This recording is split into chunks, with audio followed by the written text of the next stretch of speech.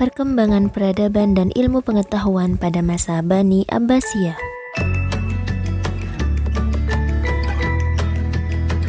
Perkembangan peradaban.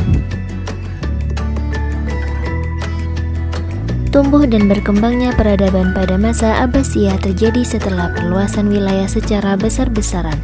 Faktor dominan yang mendorong perkembangan peradaban dan ilmu pengetahuan adalah adanya kebijakan dari Khalifah Abu Ja'far bahwa yang menjadi khalifah harus orang yang mencintai dan dapat mengembangkan ilmu pengetahuan.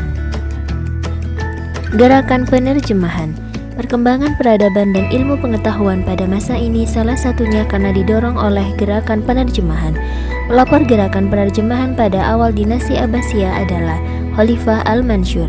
Para penguasa Abbasiyah menugaskan para ilmuwan ke daerah Bizantium guna mencari naskah-naskah Yunani dalam berbagai ilmu untuk kemudian diterjemahkan. Selanjutnya, gerakan ini didukung oleh Khalifah Al-Ma'mun dengan cara memberi imbalan pada hasil penerjemahan. Hal ini dilakukan karena keinginannya mengembangkan ilmu pengetahuan.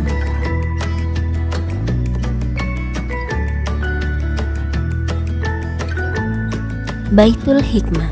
Baitul Hikmah merupakan perpustakaan yang juga berfungsi sebagai pusat pengembangan ilmu pengetahuan.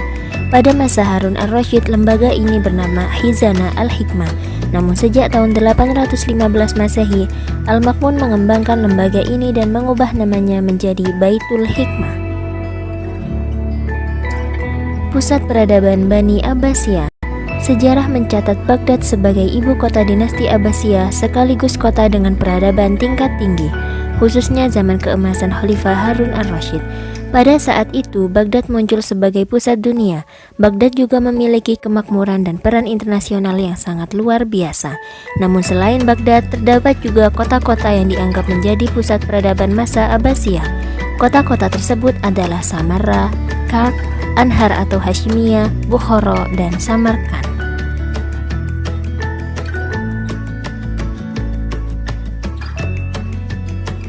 Perkembangan ilmu umum.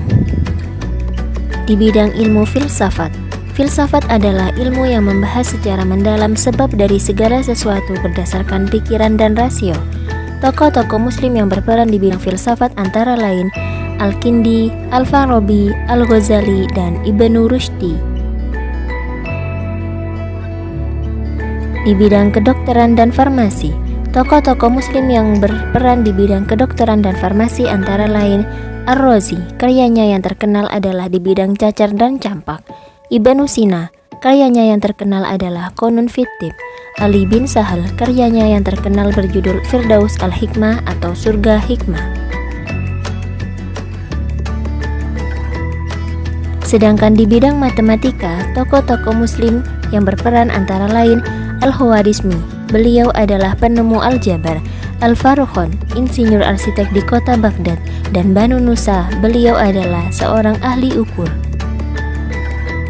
Sedangkan di bidang kimia, tokoh kimiawan muslim yang paling terkenal adalah Jabir ibnu Hayyan.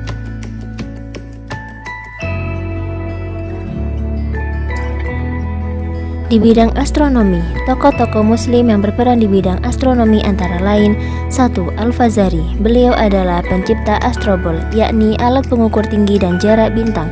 2. Al-Battani. 3. Al-Biruni, beliau adalah penyusun rumus geometri, aritmatika, dan astronomi. 4. Al-Farghani, beliau memiliki karya berjudul Al-Mudhil ila Ilm Hay'a Al-Aflak. Di bidang teologi terdapat beberapa nama yang dikenang sejarah. Beliau adalah Abu Hasan Al-Asy'ari, Abu Mansur Al-Maturidi, Wasil ibnu Atha, dan Ahmad ibnu Ja'far At-Tabari.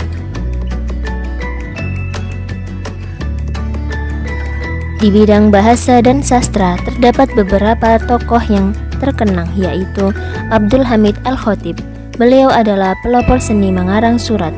Ibnu Abdi Rabbib, beliau adalah penyair berbakat, dan Al-Jadid, beliau adalah seorang sastrawan.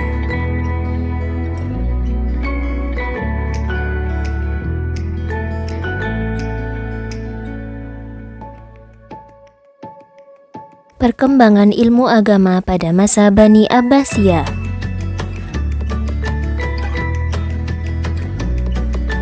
Selain perkembangan ilmu pengetahuan umum, ilmu agama juga mengalami perkembangan pada masa Bani Abbasiyah. Beberapa bidang ilmu agama yang berkembang pada masa itu antara lain ilmu hadis, ilmu tafsir, dan ilmu fikih.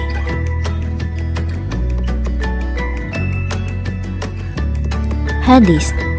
Hadis merupakan sumber hukum kedua setelah Al-Quran.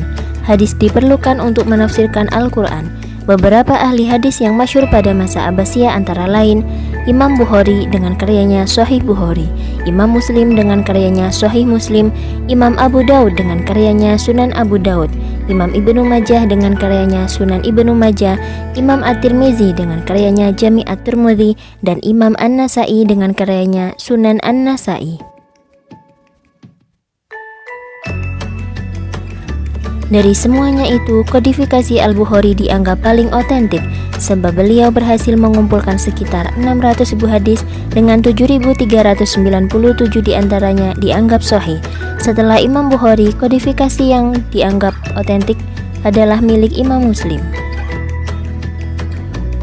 Tafsir. Perkembangan ilmu tafsir pada masa kekuasaan Bani Abbasiyah mengalami keemasan. Pelopor ilmu tafsir adalah Abdullah ibnu Abbas dan Ibnu Mas'ud, sedangkan para ahli tafsir yang terkenal dari kalangan tabi'in antara lain Imam Sufyan bin Uyainah, Waqi' al-Jarrah, Syu'bah al-Hajjaj, Zaid bin Harun, dan At-Tabari. Di antara beberapa mufassir tersebut, At-Tabari dianggap sebagai ahli tafsir terkemuka, dan salah satu karyanya yang bisa dinikmati hingga sekarang adalah tafsir At-Tabari.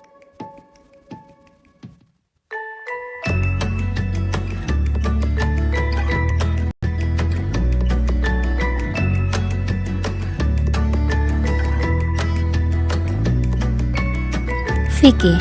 Pada masa pemerintahan Abbasiyah, ilmu fikih mengalami perkembangan pesat pada periode keempat dan lima.